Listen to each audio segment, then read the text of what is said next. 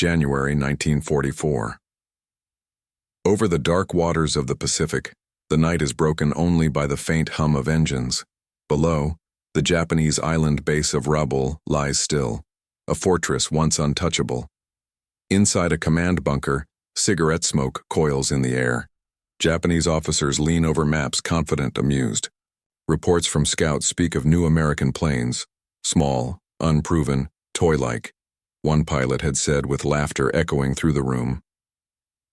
Outside, the laughter fades beneath the distant sound of engines. A low, rising growl. It's not the familiar drone of B-17s, it's sharper, faster. The officers step out into the humid air, eyes narrowing toward the horizon. Moments later, streaks of silver slice through the clouds, P-51 Mustangs, their Merlin engines screaming, like thunder trapped in steel. Tracers ignite the dawn.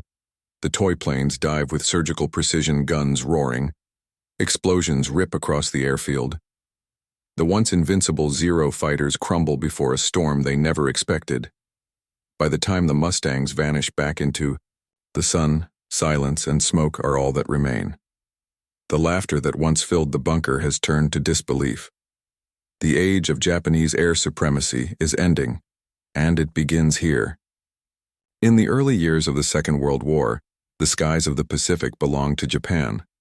From the attack on Pearl Harbor in December 1941 to the relentless expansion across the Pacific, Japanese air power reigned almost without challenge.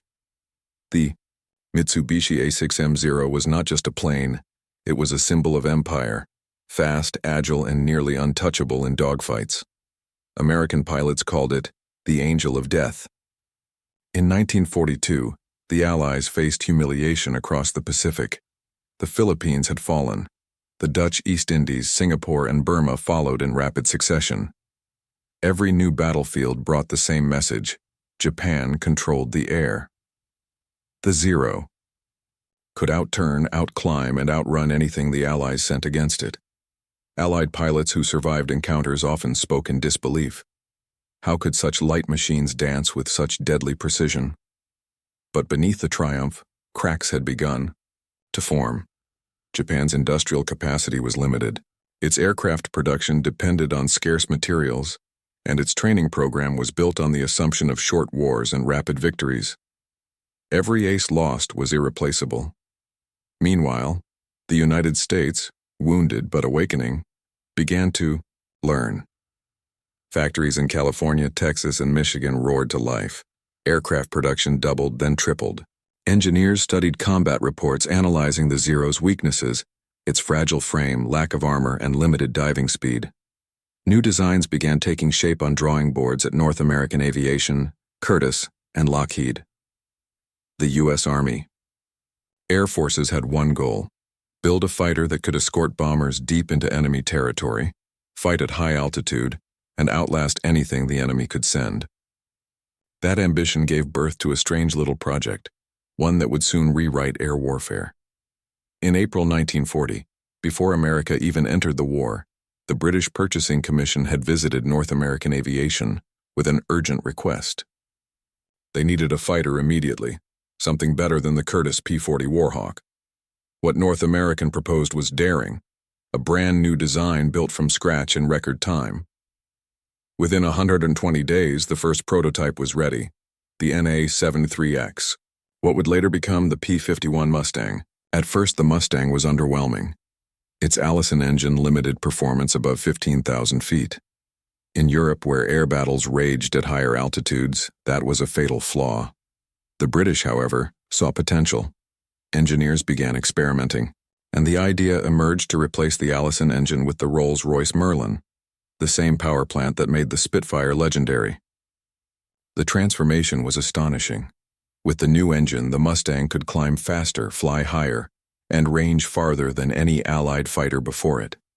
The aircraft's aerodynamic design, a laminar flow wing and a sleek fuselage, made it both graceful and lethal.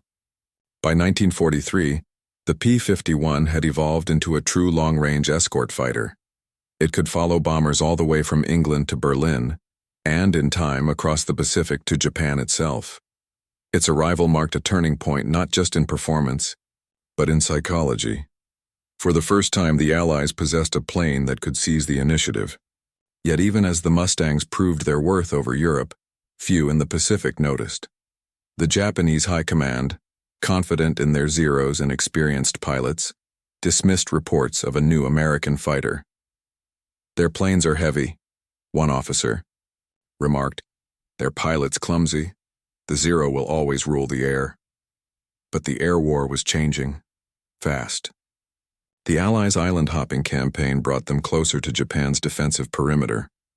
Bases at Guadalcanal, Bougainville, and the Marshall Islands gave American fighters reach they had never had before. Each new airfield pushed the front line further west, toward the heart of the empire. And with every mile gained, the need for long-range escort fighters grew more urgent. The B-24 Liberators and B-29 superfortresses that would strike Japan required protection deep into enemy territory, beyond the range of the P-38s and P-47s then in use. The Mustang would fill that void. Quietly, in hangars across the Pacific, the first units began arriving in crates marked North American Aviation, Inglewood, California. Ground crews assembled them under the glare of floodlights, unaware that these new toys, as some skeptically called them, would soon dominate the skies. By late 1943, intelligence intercepts began warning Japan's naval command of a new American aircraft with extraordinary range and speed. Reports were dismissed as exaggeration. After all, how could such a small nation, one that had been on the defensive since 1942, produce a fighter capable of threatening the Imperial air arm? But that doubt would prove fatal. The stage was set. The Pacific War had entered a new phase, one where air dominance would decide everything: who controlled the islands, who supplied the fleets, who survived the raids. And soon, the Japanese would see and hear the truth for themselves.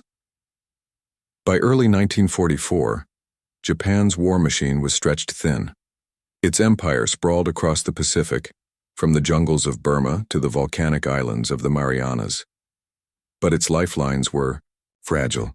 American submarines prowled beneath shipping routes, strangling fuel supplies. Factories in Nagoya and Yokohama struggled to replace the thousands of aircraft lost in previous campaigns. Meanwhile, the Allies had turned the tide. The victories at Midway, Guadalcanal, and the Solomon Islands had broken the myth of Japanese invincibility. Yet despite those gains, the Pacific was far from won. Each island was a fortress defended by soldiers willing to die rather than surrender. For the U.S. to reach Japan itself, it needed not only ships and men, but command of the sky. At WWII, that time the F-4U Corsair and F-6F Hellcat ruled carrier decks. Both were formidable, but their range was limited, their endurance short. The distances between islands were vast. Bomber escorts often had to turn back before reaching the target. Japanese pilots took advantage, ambushing bombers over target zones, shredding them before they could escape. American bomber crews began to speak of the kill zones, places where the sky itself seemed cursed. The Japanese had refined the art of interception. From bases in Rabaul, Truk Lagoon, and Saipan, they launched coordinated attacks with precision timing. Veteran, aces, men who had flown since China in the 1930s, led squadrons that still believed in their own superiority. That confidence was not arrogance alone. It had once been earned. For years, the Zero had dominated the Pacific. Its light construction and extraordinary maneuverability gave it an unmatched advantage in dogfights.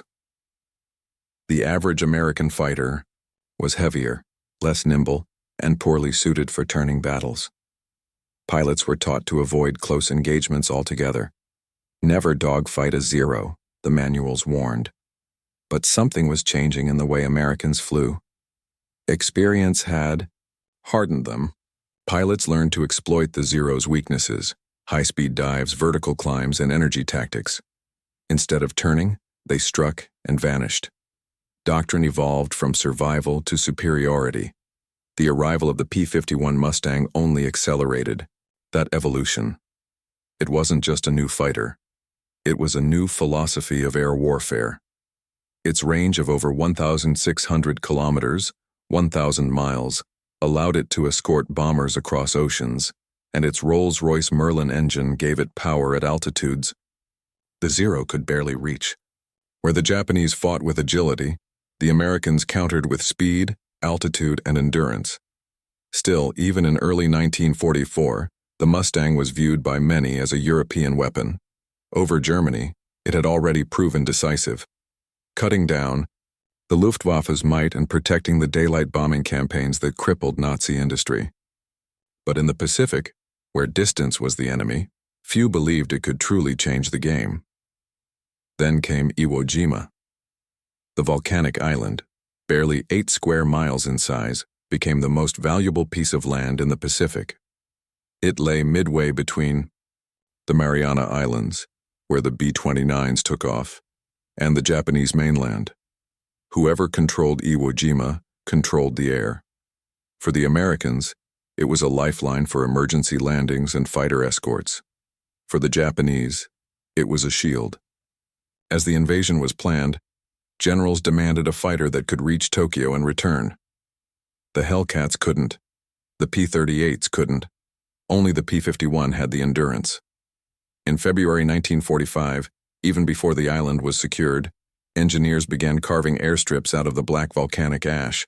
Soon after, the first squadrons of P-51D Mustangs of the 7th Fighter Command touched down. Their arrival was both symbolic and prophetic. To the Japanese pilots watching from afar, they seemed small, almost delicate, lacking the intimidating bulk of the B-29s or the heavy armor of the Corsairs. Rumors spread that the Americans had sent a new experimental craft, untested and fragile. Some laughed, others dismissed them as propaganda tools, toy planes, unworthy of fear. But the Americans knew differently. Pilots who had transferred from Europe recognized the sound of the Merlin engine, a rising metallic howl that echoed through the sky. They called it the scream of freedom. In the weeks that followed, the Mustang would turn that scream into terror. As raids over Japan began, entire squadrons of Zeros rose to meet them and were cut down before they could close in. For the first time, Japanese commanders found themselves blind. The radar operators at Tokyo, accustomed to plotting the slow approach of bombers, reported swarms of fast-moving intruders that vanished as quickly as they appeared. The psychological effect was devastating. Pilots who had once viewed themselves as samurai of the sky now faced a weapon they could neither outfly nor outfight. The balance of the Pacific shifted, quietly at first, then completely. The empire that had built its confidence on the wings of the Zero now faced the machine that would end its legend. 1. The human angle, pilots and the sound of fear for. The men who flew them, the P-51 Mustang, was more than metal. It was salvation. Many American pilots had survived the dark days of 1942 and 1943, when missions over enemy territory meant near certain death. They had watched friends burn in the skies over Rabaul, had counted the seconds between engine sputters and impact. When the Mustang arrived, it changed how they breathed. Lieutenant Jack M. Ilfrey, one of the early adopters, described the first flight as riding the wind itself. The cockpit was tight but balanced, the canopy giving unmatched visibility. At 25,000 feet, when the Merlin engine hit full pitch, the sound filled the pilot's bones.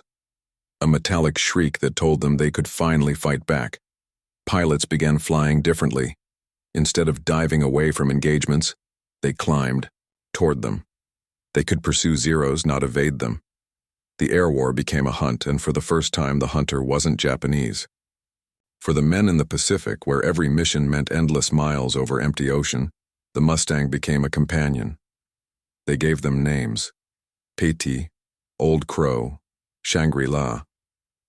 Each engine start felt like defiance.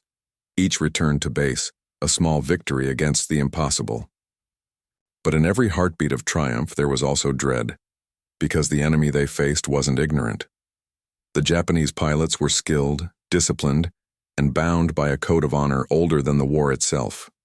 And when they saw these silver machines pierce their skies, something deeper than fear took hold: disbelief. 2. The tactical angle, range, speed, and air. Supremacy air warfare is mathematics, fuel, distance, altitude, and time. Before the Mustang, these variables defined every Allied limitation. B-29s flying from the Marianas could strike Tokyo, but unescorted, their losses were catastrophic. Japanese interceptors simply waited near target zones, knowing the bombers would arrive alone. The P-51 broke that equation. Its 1,650-mile range with drop tanks made it the first Allied fighter that could launch from Saipan or Iwo Jima, escort bombers across the ocean, fight over the target, and still return. No Japanese plane could match that. This changed the tempo of war. Before, bombing raids were planned around fuel, how far the escorts could go when they had to turn back. With the Mustang, the strategy flipped. The escorts dictated the mission. Bombers could now reach Japan's industrial core, Tokyo, Osaka, Nagoya, under continuous fighter cover. Tactically, the Mustang excelled where the Zero could not.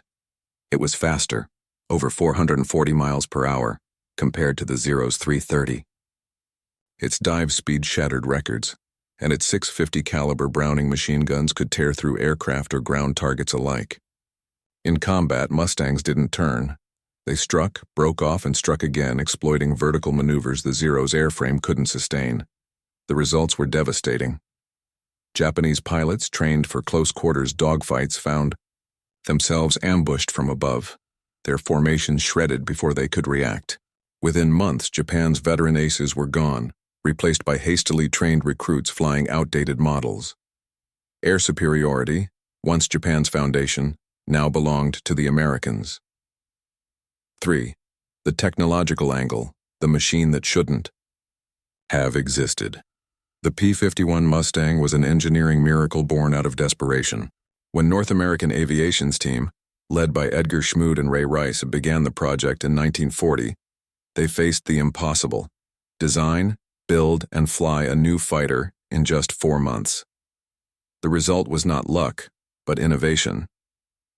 Its secret lay in the laminar flow wing, a design that reduced drag by keeping airflow smooth over the surface. The fuselage was long and narrow, optimizing both stability and speed. But its true transformation came with the Rolls-Royce Merlin 61 engine, a British heart in an American body. The Merlin gave the Mustang high-altitude performance unmatched by any other Allied fighter. Combined with the supercharger, it could maintain power at 30,000 feet, the altitude where B-29s operated. Its efficiency allowed longer missions, with less fuel, and its reliability meant fewer maintenance hours, more flights, and more sorties. It wasn't just a plane. It was a shift in how technology served strategy. Every line of the Mustang's frame represented a lesson learned from failure, from the Hurricanes, the Tomahawks, the Lightnings. The Allies had studied defeat and turned it into design. To the Japanese, who still relied on lightweight constructions and air-cooled radial engines, the Mustang seemed alien. Their engineers, limited by material shortages and wartime constraints, couldn't match its metallurgical precision or its hybrid innovation. The toy plane they mocked was, in truth, the most sophisticated fighter of the era, a synthesis of American industry and British engineering genius. 4. The leadership angle, commanders, visionaries, and the price of arrogance. Every war is fought twice, once in the air, once in the mind. In Tokyo, Imperial Navy officers debated the growing reports of American fighters appearing deeper into Japanese territory. Admiral Isoroku Yamamoto, before his death in 1943, had warned of this moment. He had understood America's industrial power, its capacity to turn defeat into mastery. But his successors underestimated it. The Japanese command clung to doctrine. They believed quality could defeat quantity, that courage and tradition outweighed machinery. This mindset, noble but blind, proved fatal. When intelligence intercepted descriptions of the Mustang's capabilities, its range, its altitude ceiling, its firepower, some commanders dismissed them outright. "Our pilots are the best in the world," one officer declared. "We will adapt." But adaptation requires time, and Japan had none. American commanders like General Henry Hap Arnold and General Curtis LeMay saw the future with clarity. They knew the air war wouldn't be won by bravery, but by logistics, by machines that could endure. Arnold called the P-51 the finest weapon ever built to control the sky. LeMay built his bombing strategy around it. Leadership made the difference. One side invested in innovation, the other in illusion. The skies would soon render the verdict. The Mustang was no longer a rumor. It was a doctrine, a storm of steel and purpose. And soon, that doctrine would be tested in the fire of battle. 5. The enemy's angle, pride before the fall. From the perspective of the Japanese Fighter Command, the arrival of the P-51 Mustang was initially irrelevant. By late 1944, Japan's high command still believed in the invincibility of the A6M-0 and the warrior spirit that had carried them across the Pacific. Their confidence was rooted in experience. The Zero had dominated every battlefield from China to the Coral Sea. But the empire that had once built the most feared aircraft in the world was now fighting ghosts it didn't understand. The first encounters with the Mustang were dismissed as anomalies. Pilots returning from raids over the Marianas or Iwo Jima described a foreign sound in the sky.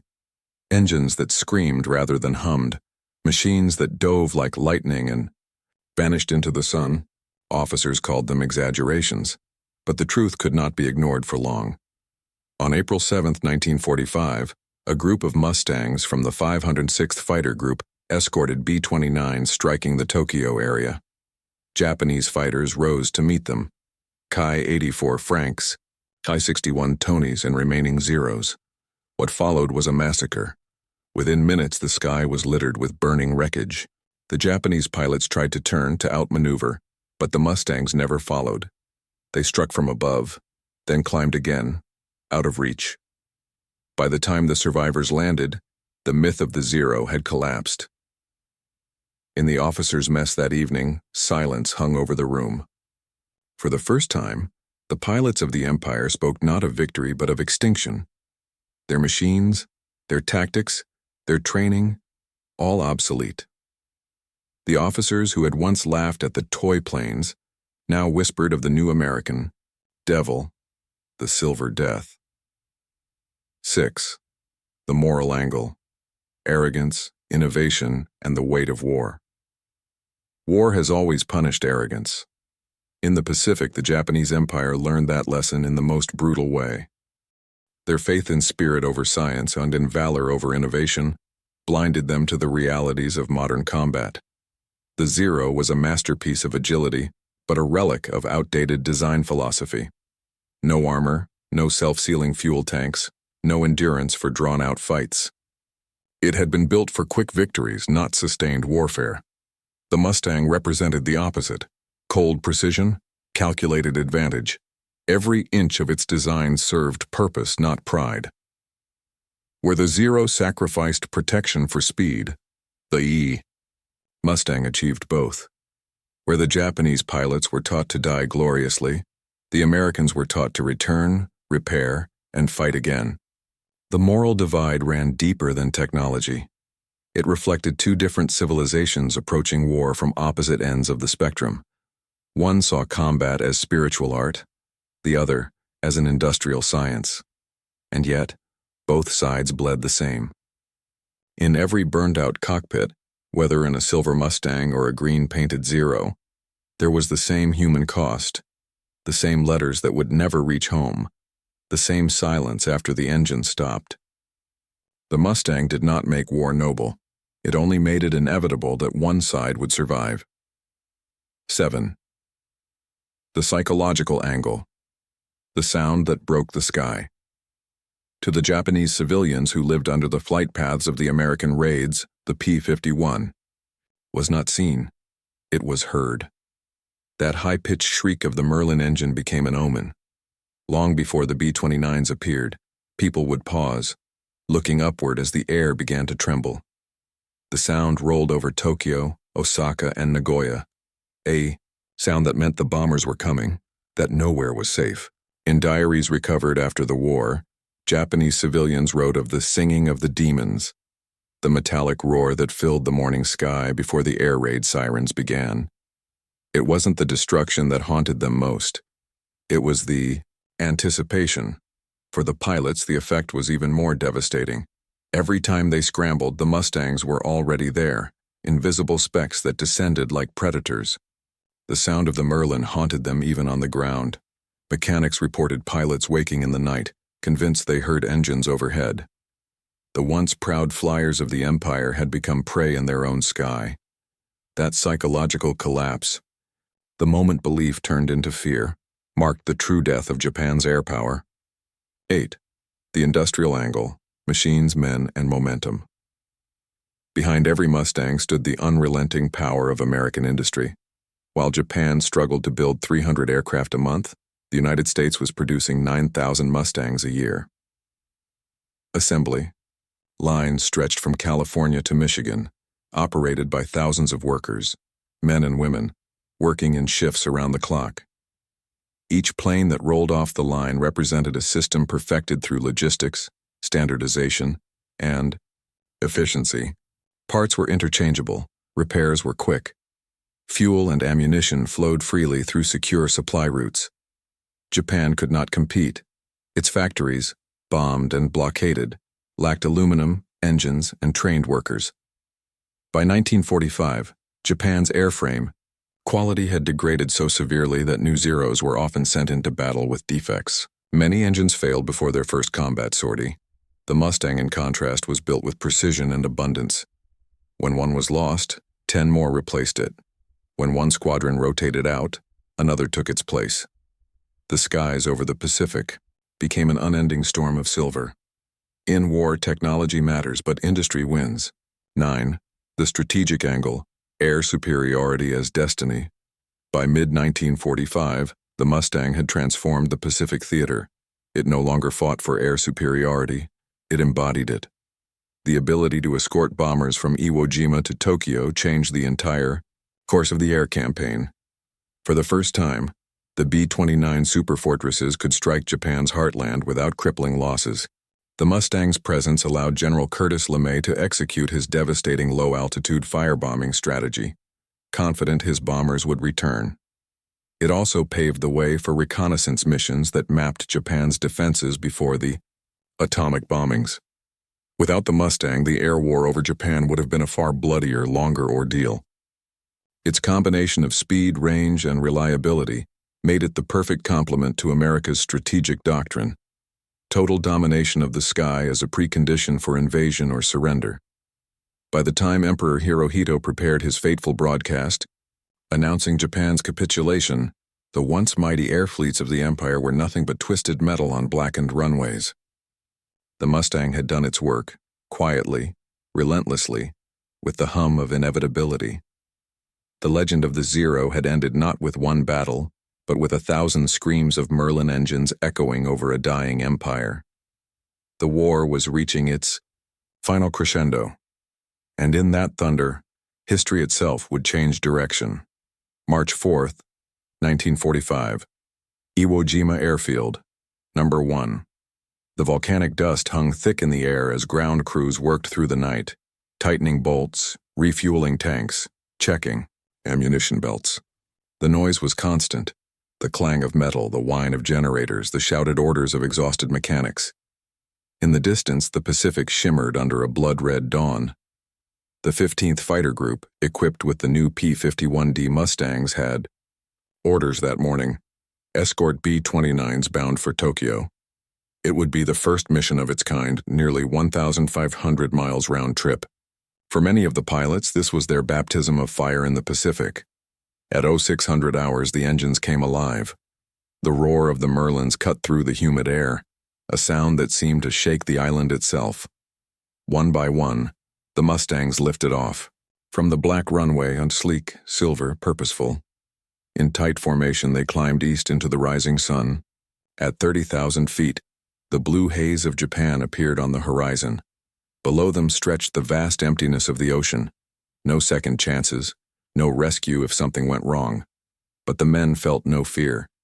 The Mustangs had carried them across half the Pacific, and they trusted the machine completely.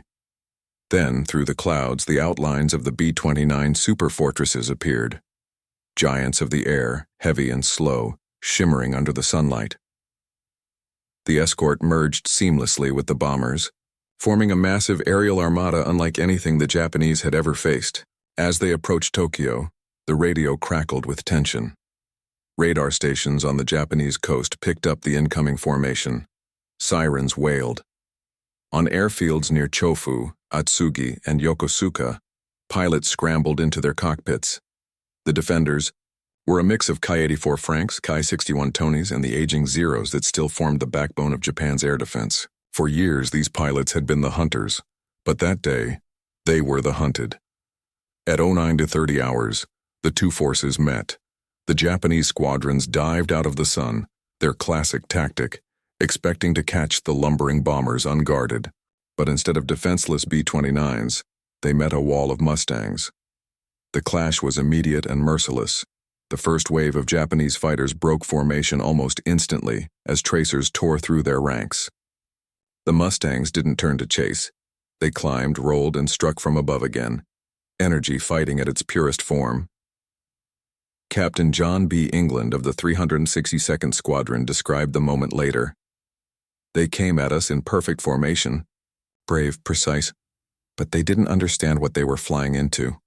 We had the height, the speed, and the guns. When the first pass was over, it was like someone had blown holes in the sky. Below them, Tokyo burned. The B-29s released.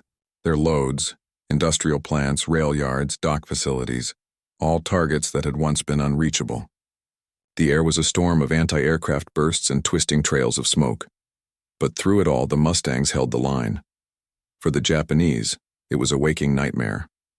The Zeros could not climb fast enough to intercept. Their engines overheated, in pursuit. Their guns lacked range and punch. Every engagement ended the same way, a flash of silver, a scream, and fire descending from the heavens. On the ground, civilians watched in shock. The once invincible Air Force of the Empire was being shredded before their eyes. The sound of the Merlin engines became the sound of defeat. By noon, the battle was over. The Americans turned south, toward Iwo Jima, leaving behind a sky filled with drifting smoke and falling debris. The radio chatter among the Mustangs was brief and sober, victory without celebration. They had seen too much fire to feel triumph. When they landed back on the island, the black volcanic dust clung to their aircraft like ash. Mechanics counted the bullet holes, refilled the ammunition belts, and prepared for the next mission. The pilots barely spoke. They knew they had witnessed the irreversible, the moment Japan's air defense had broken. That day, the balance of the Pacific changed forever. The P-51 had proven not only its worth but its dominance. The toy plane had silenced the laughter. But the storm was far from over. The Mustangs would return, again and again, until there was nothing left to burn. And in the chaos of that relentless campaign, both sides would confront not only the limits of machines but the endurance of the human spirit. April 1945, the skies over Tokyo. The city burned nightly. Now, from the air it was a map of fire, rivers of flame flowing between darkened districts, entire neighborhoods erased beneath waves of incendiary bombs. Above that inferno, the P-51 Mustangs drew silent lines across the smoke. They weren't there to destroy. They were there to guard. Each mission began in silence. The pilots climbed through cloud banks glowing orange from the fires below, the sunlight refracting off the silver wings like liquid metal. Their escorts, B-29 superfortresses, lumbered ahead, engines droning in unison. The bombers had once been vulnerable, slow-moving targets torn apart by Zeros. Now they moved with confidence. The Mustangs were their armor. The Japanese defense network was collapsing. Radar operators along the coast still tracked incoming raids, but few planes remained to respond. Fuel shortages grounded many squadrons. Maintenance crews stripped wrecks for parts. What fighters took off did so on fumes, desperate suicidal sorties into a sky they no longer controlled. Yet some still rose.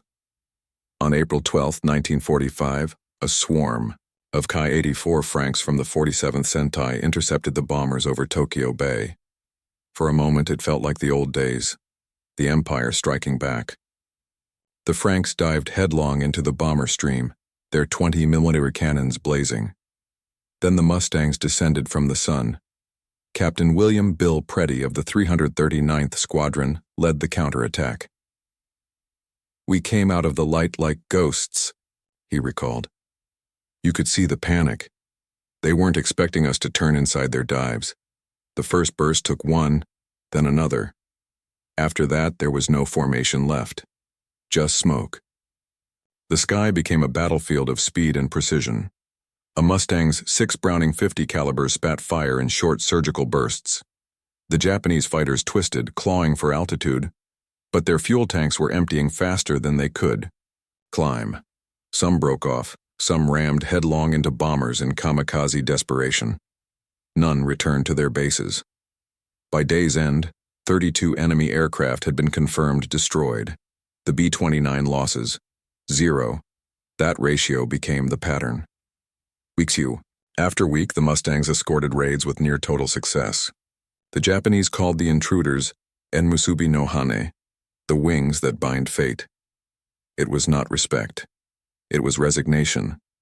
But for the Mustang pilots, victory came with a burden. Each mission meant flying across vast stretches of ocean, sometimes 10 hours in the air, surrounded by nothing but blue emptiness. The strain was immense. Pilots returned dehydrated, their faces burnt from the sun, hands trembling from hours gripping the stick. Many landed on fumes, their tanks nearly dry, praying their engines wouldn't sputter before the runway appeared. Despite exhaustion, they flew again the next morning. Because every sortie meant fewer Japanese planes in the sky, fewer bombers shot down, fewer crews lost. They were not fighting for glory anymore. They were fighting to end the war. The Mustangs' dominance opened the door to LeMay's brutal firebombing campaign. Tokyo, Nagoya, Kobe, Osaka, one by one the cities fell under the rain of incendiaries. The destruction was absolute. Civilians fled into rivers to escape the heat. Entire neighborhoods vanished overnight. The Japanese Air Command tried to rally. They formed Operation Kikusui, the Floating Chrysanthemums, a final series of mass kamikaze attacks meant to halt the American advance at Okinawa. The strategy was desperation itself, throwing pilots and planes at U.S. fleets in suicidal waves. The Mustangs intercepted many before they reached the ships, cutting through them with ruthless efficiency. But there were too many to stop all. Ships burned, men died, and yet the tide did not change. By June 1945, Japan's air power was finished. Airfields were craters, fuel reserves exhausted. The once mighty Zero, the pride of the empire, now sat rusting on shattered tarmacs. Mechanics scavenged its parts to build makeshift gliders for suicide missions. From the clouds, the Mustangs watched the end unfold. They flew low passes over empty airstrips where no opposition rose to meet them. What had begun as a battle for control had become a requiem. Still, the war demanded its last price. On August 6th, the first atomic bomb fell on Hiroshima. 2 days later, Nagasaki followed. The Mustangs escorted the weather and reconnaissance aircraft that documented the aftermath, silent witnesses to humanity's most devastating act. When Emperor Hirohito's voice finally reached the nation on August 15th, announcing surrender, the pilots of the Mustang squadrons were already grounded. Their missions were done. The Pacific, once the most contested sky on Earth, was quiet at last. Some pilots wept. Others just sat in silence, staring at their aircraft, machines that had carried them through fire and fear. They had survived what thousands had not. The laughter of 1943, the mocking of toy planes, was now a memory buried under ashes. In Tokyo's ruins, the last Japanese officers inspected the remnants of their air fleet, twisted fuselages, melted propellers, broken instruments. Among them stood a single abandoned Zero, its wings scorched, its nose buried in the earth. Nearby, a Mustang sat parked on a captured airfield, its polished silver reflecting the morning light. 2 planes, 2 philosophies, 2 worlds. both silent now. The sound of the Merlin engine, once the scream of vengeance, faded into history's echo. The sky belonged to no one anymore. But in that silence, a new kind of warfare had been born, one defined not by bravery alone, but by technology, reach, and precision. The age of the Mustang had ended the age of the warrior. The empire had fallen, the air was still, but the consequences of that fall, and the machine that brought it, were only beginning to shape the post-war world. The Pacific War ended not with ceremony but with exhaustion. When Japan surrendered on August 15, 1945, the airfields that had once launched waves of Zeros stood silent, littered with wrecks, scattered tools, and the remains of an air force that had fought itself into extinction. The empire's dream of eternal dominance had died not in a single battle, but in the relentless attrition of machines and men. In the months that followed, American survey teams arrived across the archipelago. They found hangars filled with half-built aircraft, prototypes that would never fly. Some were desperate attempts to imitate the Mustang's performance: swept wings, inline engines, streamlined fuselages. But they were all too late. Japan's factories had been bombed to rubble, its fuel reserves reduced to almost nothing. What had once been a nation of innovators now scavenged for survival. The Mustangs remained, patrolling the skies they had conquered. On the newly captured airfields of Iwo Jima and Okinawa, their silver silhouettes gleamed under the tropical sun. The same engines that once roared into battle now idled peacefully, their pilots performing routine patrols and humanitarian flights. For many airmen, it was difficult to believe that just months earlier, those same skies had been filled with death. The psychological aftermath was as profound as the physical one. For Japanese survivors, the sound of a Merlin engine became inseparable from defeat. Children who had grown up cheering the Zeros now watched American fighters fly overhead, with uneasy fascination. Some called them Hane no Oni, the demons with wings. Yet even in defeat there was a quiet respect. Japanese engineers, inspecting captured Mustangs, marveled at their craftsmanship. They ran their hands along the laminar wings, studying the rivets and control surfaces. They realized, perhaps for the first time, how far industrial science had carried the enemy. For the Allied pilots, the end brought no triumphal joy, only reflection. Many had flown hundreds of hours, lost friends, and witnessed the transformation of air combat from courage to calculation. They had entered the war as boys chasing glory and left it as men who understood its cost. Some could never forget the smell of burning fuel, the silence after a kill, or the sight of an enemy parachuting into the sea. Pilot Charles E. Chuck Yeager, who would later become a legend in peacetime aviation, once described the Mustang as a plane that felt alive. For many, it became a symbol of freedom and resilience, not because it destroyed, but because it endured. The P-51 was the bridge between old warfare and the modern world, between the courage of flesh and the precision of steel. Its legacy extended far beyond the Pacific. In Europe, the Mustang had already broken the Luftwaffe's back. Over the Pacific, it had erased the myth of Japanese air supremacy. After the war, Mustangs continued to serve in dozens of nations, from Korea to Israel to Latin America, wherever speed and range still mattered. In many air forces, they flew into the 1950s, even as jets replaced propellers. But for the men who fought in 1945, the Mustang was not just a weapon, it was a companion. Pilots often returned to their aircraft long after hostilities ended, touching the nose art, whispering names as if to thank the machine that had carried them home. Some even refused to see them scrapped when the war surplus programs began, buying their own planes back from the government. They couldn't bear to let them go. The Japanese airmen faced a different kind of reckoning. In post-war interviews, many admitted that their greatest mistake had not been losing battles, but underestimating the enemy's ability to learn. They had believed the Zero's early victories proved moral superiority, not realizing that the Americans were studying, every encounter adapting with cold precision. "We fought yesterday's war," said one surviving officer, They built tomorrow's. In that admission lay the moral core of the entire conflict. The P-51 Mustang did not simply win dogfights.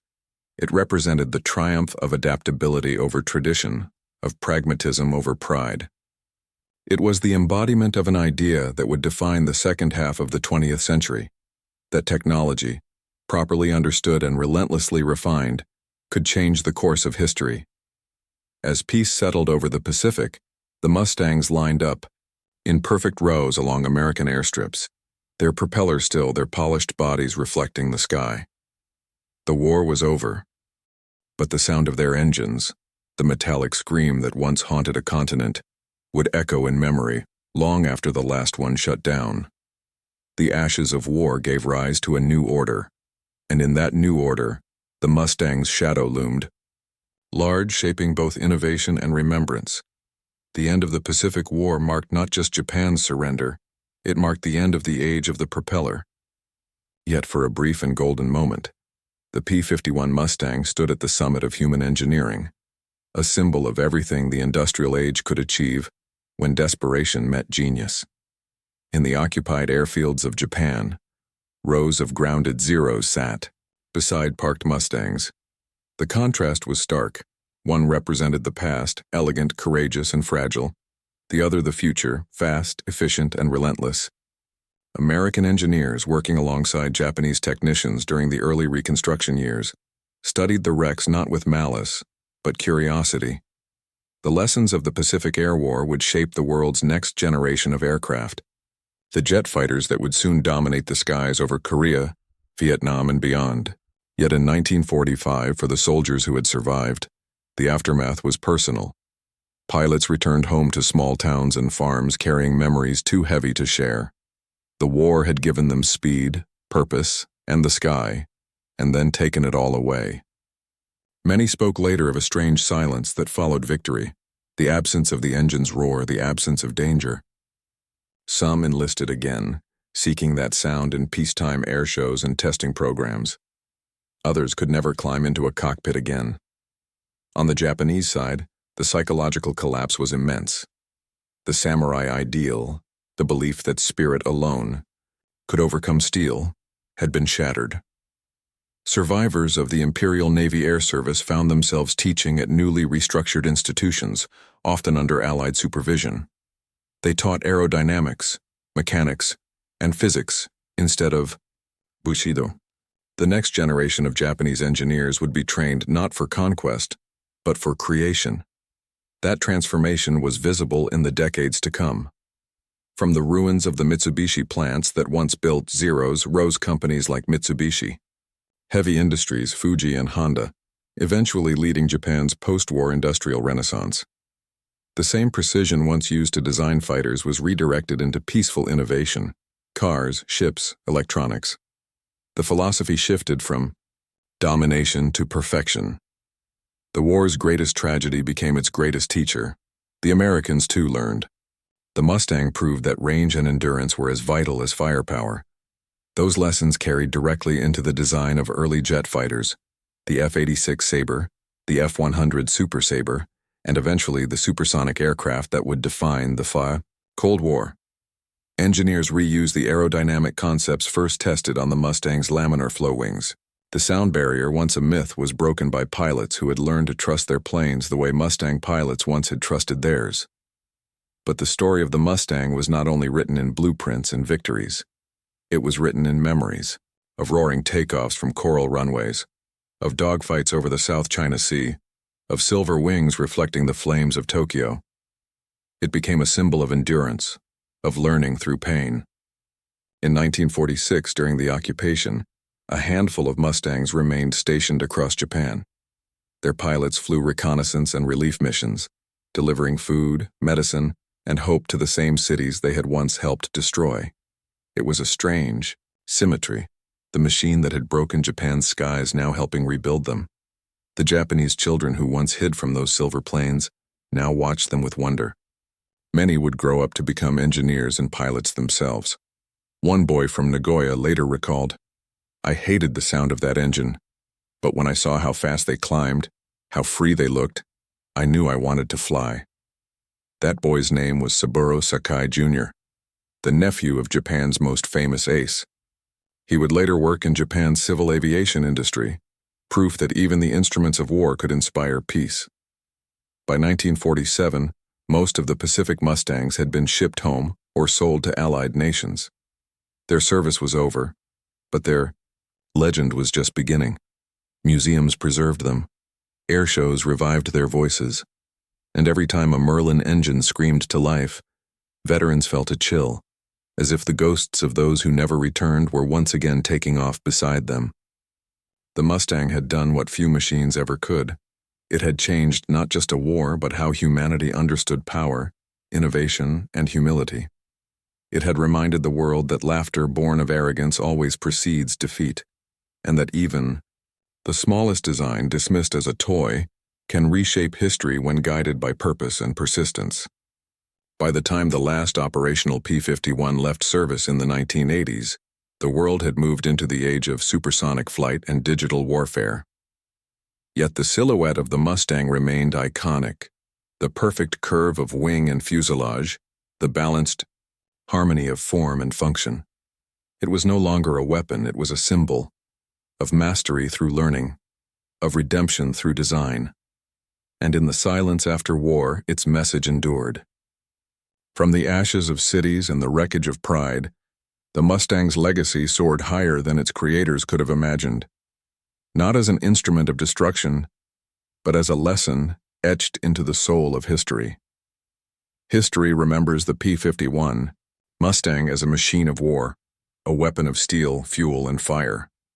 But beneath that metal skin lies a deeper story, one of transformation, of how humanity learns, adapts, and overcomes its own arrogance. When Japanese officers first heard of the Mustang, they laughed. To them, it was a crude imitation, a heavy, inelegant, toy plane. Their mockery wasn't born from ignorance, but from pride. They believed that tradition and courage were stronger than design and data. Yet war, indifferent and merciless, exposes truth faster than any philosophy. The Mustang proved that innovation, when paired with discipline, will always outfly pride. In its polished wings lived the future of warfare. Speed, altitude, endurance, all measured not by instinct, but by engineering. The pilots who flew it were no longer knights of the air, but craftsmen of precision. They learned that courage means more than charging forward.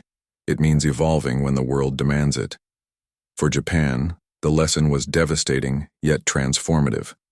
The same nation that built the Zero would later channel that same brilliance into peace, into machines that healed, connected, and uplifted rather than destroyed. The Mustang did not only win a war, it reshaped a civilization's direction. And for America, it became a mirror, a reminder that power, when guided by intelligence, can liberate as much as it can destroy. The P-51 symbolized the moment humanity realized that progress, not pride, decides destiny.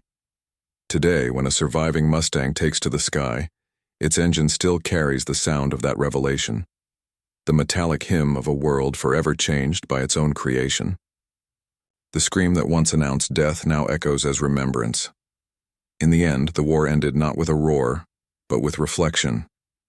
The laughter had faded, the skies had fallen silent, but the truth remained. No machine is ever just a machine. It is a reflection of the hands and minds that built it, of the lessons paid for in blood and brilliance. The Japanese had laughed at toy planes, and the Mustangs answered, not with words, but with wings.